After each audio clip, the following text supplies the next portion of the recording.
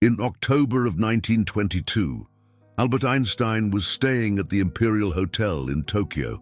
He had just learned that he'd won the Nobel Prize. Reporters were crowding the lobby. Photographers were camped outside his door. And in that moment, a moment that should have been pure triumph, Einstein did something completely unexpected. A hotel employee delivered a message to his room. Einstein realized he had no cash for a tip, so instead he grabbed a piece of hotel stationery and wrote down a single sentence. He handed it to the staff member and said, "Keep this. One day, it might be more valuable than any money I could give you." 95 years later, that note sold at auction in Jerusalem for $1.56 million. The bidding war lasted a full 25 minutes. An anonymous European buyer paid nearly 200 times the initial estimate for a single piece of paper with just one sentence written on it. So, what did Einstein write? What was so valuable that a simple piece of paper became worth more than a house? He wrote this: "A quiet and humble life brings more happiness than the relentless pursuit of achievement, combined with perpetual anxiety." The original German reads, "Stilles, bescheidenes Leben gibt mehr Glück als erfolgreiches Streben, verbunden mit beständiger Unruhe." That was Einstein at the height of his fame, having just won the highest honor in science, telling a young hotel employee that success isn't always what it seems, that the restless pursuit, the one most people dedicate their lives to, often leads somewhere they don't want to go. Today, I'm going to share what Einstein wished he had known earlier in life, not his equations, not his groundbreaking theories, the lessons about living that he only understood after decades of struggle, loss, and deep reflection. These are insights from his personal letters, his private essays, and even his final words. And they just might change how you think about your own life. But first, you need to understand who Einstein really was, behind the genius. We often picture Einstein as this serene, wise figure with the wild hair and the gentle smile, the absent-minded professor, seemingly floating above ordinary human concerns. But the truth is far more complicated.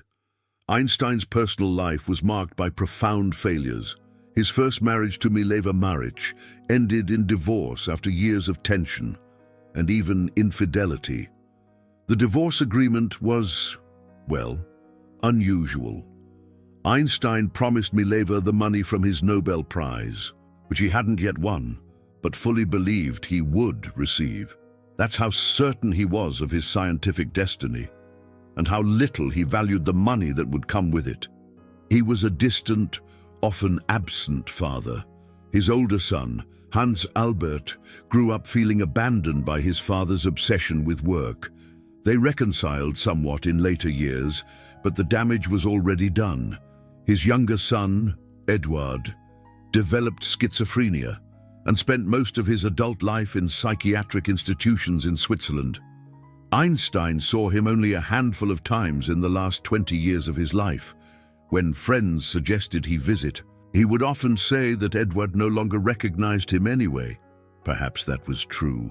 Perhaps it was also easier than facing the pain. He had affairs. He could be cold to those who loved him most. His second wife, Elsa, who was actually his cousin, nursed him through illness after illness. She tolerated his eccentricities, his absorption in work, his emotional unavailability. And when she died in 1936, Einstein admitted he felt relief alongside grief, because her suffering had finally ended. What kind of man admits that? An honest one, a man who had learned that the truth matters more than appearances. This was not a man who had life figured out from the beginning. This was a man who learned the hard way, and it's those hard lessons that make what he eventually understood so incredibly valuable. In 1930, Einstein published an essay called What I Believe. It appeared in Forum and Century magazine as part of a series called Living Philosophies. In it, Einstein laid out his worldview with stunning honesty. And the very first thing he addresses is what he considers the most important insight about human existence. He wrote, "Strange is our situation here upon Earth. Each of us comes for a short visit, not knowing why, yet sometimes seeming to divine a purpose. From the standpoint of daily life, however, there is one thing we do know, that man is here for the sake of other men, above all for those upon whose smile and well-being our own happiness depends, and also for the countless unknown souls with whose fate we are connected by a bond of sympathy." Read that carefully. The greatest scientific mind of the 20th century, the man who unlocked the secrets of space and time, said the most important thing he knew was this: we are here for each other, not for success, not for achievements, not for recognition or wealth or even scientific discovery. We are here for the sake of other men. That is what Einstein wished he had known earlier, because for much of his life, he did not live that way. He pursued his work with an intensity that left little room for the people closest to him. Many times a day, Einstein continued in that essay, I realize how much my own outer and inner life is built upon the labors of my fellow men, both living and dead, and how earnestly I must exert myself in order to give in return as much as I have received. This was Einstein at 51, finally understanding what it had taken him decades to learn, that life is not a solo journey, that everything you accomplish is built on the shoulders of others, and that the measure of a life is not what you take, but what you give back. He also wrote something else in that essay that reveals his deepest values. I have never looked upon ease and happiness as ends in themselves. This ethical basis I call the ideal of a pigsty. The ideals which have lighted my way and time after time have given me new courage to face life cheerfully have been kindness, beauty, and truth. Kindness, beauty, and truth. Those were Einstein's guiding stars. Not success, not fame, not even scientific breakthrough. Kindness first, then beauty, then truth. In February 1930, Einstein wrote a letter to his son, Hans Albert, that contains one of his most famous insights about learning and about life itself. His son was struggling with piano lessons, and Einstein offered this advice. I am very pleased that you find joy with the piano. This and carpentry are, in my opinion, for your age, the best pursuits. Better even than school. Because those are things which fit a young person such as you very well. Mainly play the things on the piano which please you, even if the teacher does not assign those. That is the way to learn the most. That when you are doing something with such enjoyment that you don't notice that the time passes. That is the way to learn the most. When you are doing something with such enjoyment that you do not notice that the time passes. Einstein is describing what psychologists now call the flow state, and he discovered it not through studying the brain, but through observing his own experience. When you love what you do so much that time disappears, that is when you learn, that is when you grow, that is when life happens. He also wrote in another letter that same year, life is like riding a bicycle. To keep your balance, you must keep moving. This letter is now in the Einstein archives in Jerusalem. It appears in Walter Isaacson's biography of Einstein, and it contains a simple truth that Einstein wished he had understood earlier. You cannot find balance by standing still. You cannot figure out life by analyzing it from a distance. You have to keep moving. You have to keep pedaling. The balance comes from the motion itself. In May 1955, just weeks before his death, Life magazine published a piece they called Old Man's Advice to Youth. It contained Einstein's message to the next generation. And the core of that message was simple. The important thing is not to stop questioning. Curiosity has its own reason for existence. One cannot help but be in awe when he contemplates the mysteries of eternity, of life, of the marvelous structure of reality. It is enough if one tries merely to comprehend a little of this mystery each day. Think about what Einstein is saying here.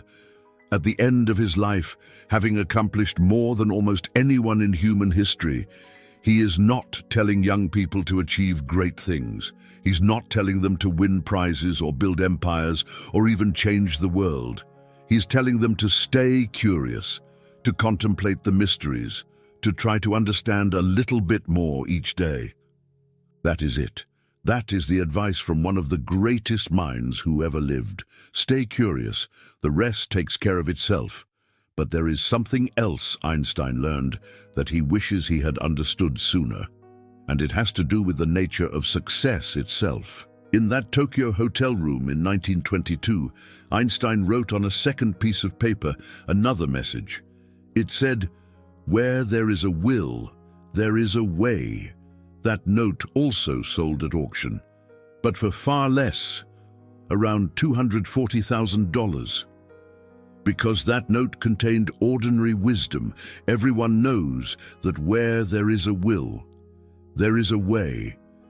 But the first note, the one about a quiet and humble life versus the relentless pursuit of achievement, that is the one that sold for over $1 million, because that is the one that contained the deeper truth. Einstein had achieved the kind of success most people only dream about. He had revolutionized physics not once, but twice. Special relativity in 1905, general relativity in 1915. He had explained the photoelectric effect, which would earn him the Nobel Prize. He had proven that atoms existed. He was famous around the world. His face was on magazine covers. His name was synonymous with genius. And he was telling a young hotel employee that none of it brought the contentment people assume it brings, the constant unrest that comes with ambition, the endless striving, the never being satisfied. Einstein had lived all of that, and he was warning this young man about it. A quiet and humble life brings more contentment than the pursuit of success combined with constant unrest. How many people need to hear that? How many people are right now on that treadmill, running as fast as they can, believing that the next achievement, the next promotion, the next milestone will finally make them happy? Einstein is speaking directly to them from 1922. He is saying, "I have been where you are trying to go. It is not what you think." In 1946, Einstein received a letter from a young woman named Harper Williams. She was a science student who was worried about being taken seriously because of her gender. Einstein's response reveals something important about how he thought. He wrote, "I do not mind that you are a girl, but the main thing is that you yourself do not mind. There is no reason for it. On the surface, this is about gender discrimination, but look deeper. Einstein is saying that the barriers we face are often the ones we accept in our own minds. The main thing is that you yourself do not mind. Our own beliefs about our limitations matter more than the limitations themselves." Einstein wished he had understood this earlier. How many years did he spend doubting himself? How many opportunities did he miss because he accepted barriers that were not real? Einstein also told young people, try not to become a man of success, but rather try to become a man of value. Look around at how people want to get more out of life than they put in. A man of value will give more than he receives. This quote has been verified in multiple sources. It encapsulates everything Einstein learned about the difference between achievement and meaning. Success is about getting, value is about giving. And Einstein learned the hard way that giving leads to a richer life than getting ever could. In 1950, a 19-year-old student at Rutgers University wrote to Einstein asking the ultimate question: what is the purpose of man on Earth? Einstein could have ignored the letter. He received thousands of letters every year. People wrote to him about everything from physics questions to marriage advice to conspiracy theories. But he took the time to respond to this young man, and his answer is remarkable for its honesty. He admitted that there is no reasonable answer to the question when you look at humanity as a whole or in relation to nature. The question becomes meaningless at those scales. But then he offered this: nevertheless, we all feel that it is indeed very reasonable and important to ask ourselves how we should try to conduct our lives. The answer is, in my opinion, satisfaction of the desires and needs of all, as far as this can be achieved. And achievement of harmony and beauty in human relationships. There it is. Again, human relationships. Harmony and beauty between people. Not achievements, not discoveries, not success as the world defines it.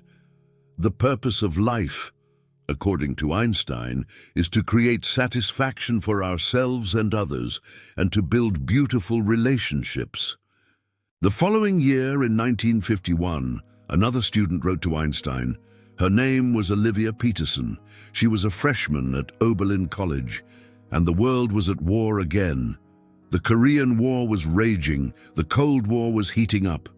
Nuclear annihilation seemed possible at any moment. In that context, she asked Einstein, "Why are we alive?"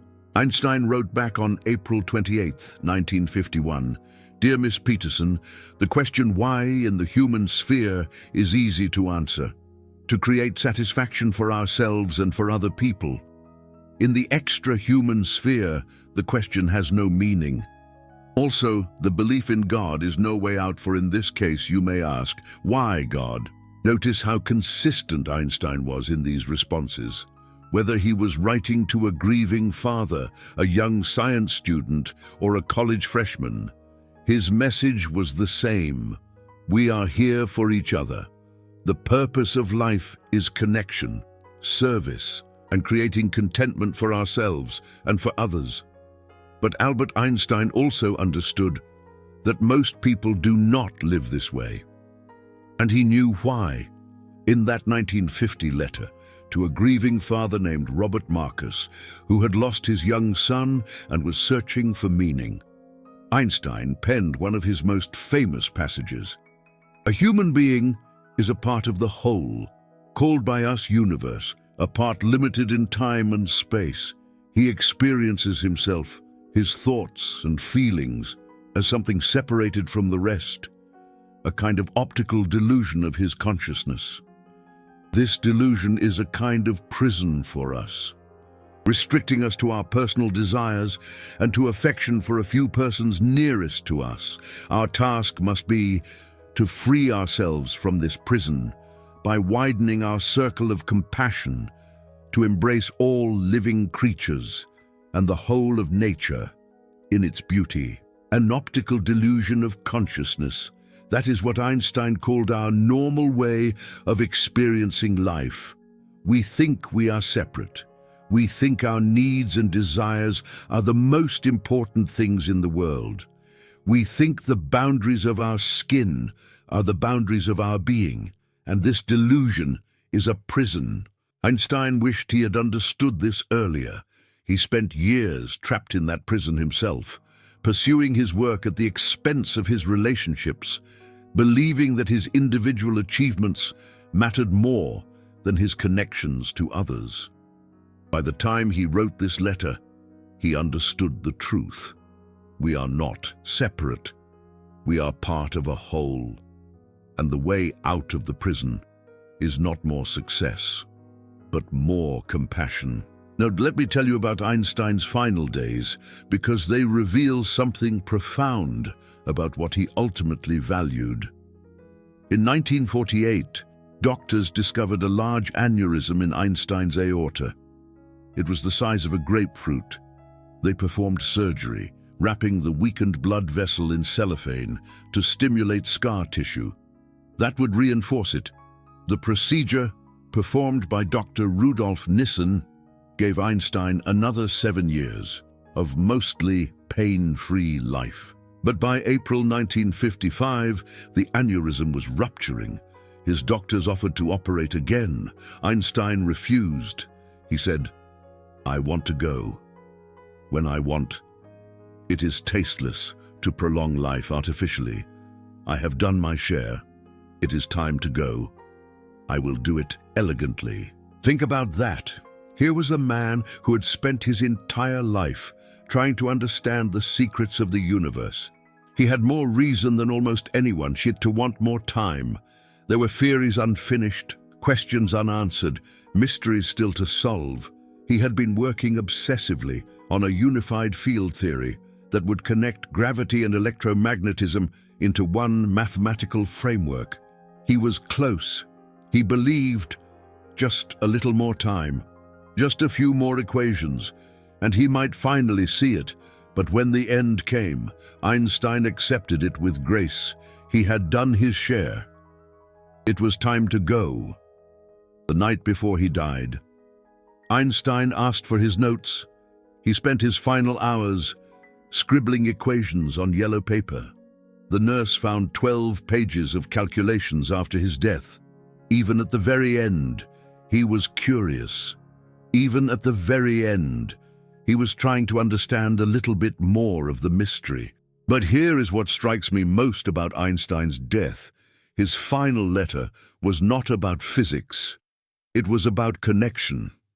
His closest friend, Michel Bessot, had died just a month earlier, on March 15, 1955. Bessot had been with Einstein since the beginning. They met as students. They worked together at the Swiss Patent Office. Einstein credited Bessot in his 1905 paper on special relativity. They had spent 50 years discussing the deepest questions together. Einstein wrote to Bessot's family, "Now he has departed from this strange world, a little ahead of me. That means nothing. People like us, who believe in physics, know that the distinction between past, present, and future is only a stubbornly persistent illusion." In his final weeks, Einstein was thinking about his friend, about connection, about the people he loved, not about his equations, or his theories, or his Nobel Prize, about the relationships that had given his life meaning. If this exploration of Einstein's hidden wisdom has opened something in you, if you sense that there are truths here you need to hear, then supporting this channel through Super Thanks is how you help ensure these revelations keep coming.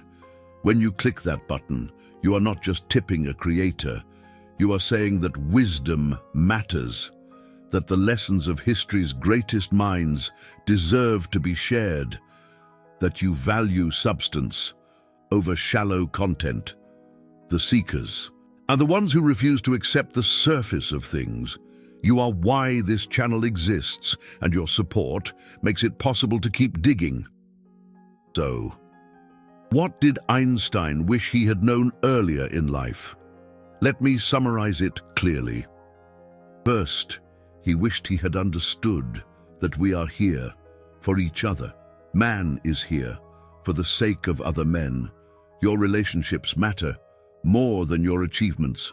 The people whose smiles and well-being your happiness depends on, those are the people who deserve your time and attention, not your career, not your ambitions, the people you love.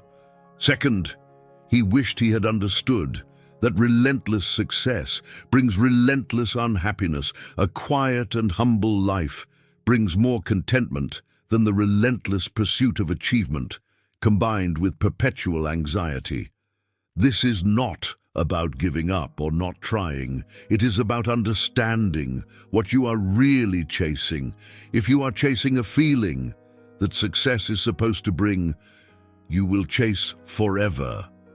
The feeling does not come from achievement. It comes from how you live each day. Third, he wished he had understood that curiosity matters more than accomplishment. The important thing is not to stop questioning. Curiosity has its own reason for existence. Albert Einstein did not tell young people to achieve great things. He told them to stay curious, to contemplate the mysteries, to try to understand a little bit more each day. That is the path. Everything else follows. Fourth, he wished he had understood that our sense of separation is an illusion. We experience ourselves as something separated from the rest. This is an optical delusion, a prison. The way out is not more success, but more compassion, widening our circle to embrace all living creatures, recognizing that we are part of something larger than ourselves. Fifth, he wished he had understood that the purpose of life is simple. Create contentment for yourself and others. Achieve harmony and beauty in human relationships. That is it. That is why we are here, not to win, not to prove ourselves, to connect, to serve, to create something beautiful between ourselves and others. Sixth, he wished he had understood that value matters more than success. Try not to become a man of success, but a man of value.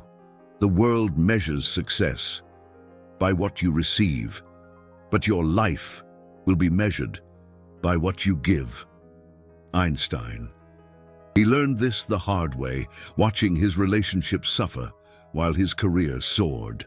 And finally, he wished he had understood that it's never too late to change how you live. Einstein learned these lessons over decades of struggle and failure. He didn't get it right from the beginning. He hurt people. He made mistakes. He spent years chasing the wrong things, but he kept learning. He kept growing. And by the end, he understood what mattered. You can learn from his experience. You can skip some of the suffering he went through. You can start living these truths today. Einstein died on April 18, 1955, at Princeton Hospital. He was 76 years old. In his final hours, he was still curious, still working, still trying to understand. But he was also at peace. He had done his share. He was ready to go. The question is, what will you do with the time you have left? Will you spend it on the relentless pursuit of achievement? Or will you invest it in the people you love, in the curiosity that makes life worth living, in the connections that give existence meaning? Einstein figured this out. It took him most of his life. But you have an advantage. You have his example. You have his words. You have the lessons he paid for, with his own mistakes and regrets. The only question now is whether you will use them. If this video changed how you think about life, about success, about what really matters, then I need to hear from you. Comment wisdom if you feel like Einstein's insights spoke to something you needed to hear. Comment success if you still believe achievement is the path to contentment. I read every single comment in the first 2 hours after posting, and I respond to the ones that show real thought. Tell me, what do you wish you had known earlier in your own life? What lesson did you have to learn the hard way? Share it in the comments. Your experience might be exactly what someone else needs to hear. Subscribe if you want to go deeper into the hidden wisdom of history's greatest minds. There is so much more to uncover, so much more they never taught you. And as Albert Einstein himself said, the important thing is not to stop questioning. Curiosity has its own reason for existing. I will see you in the next one.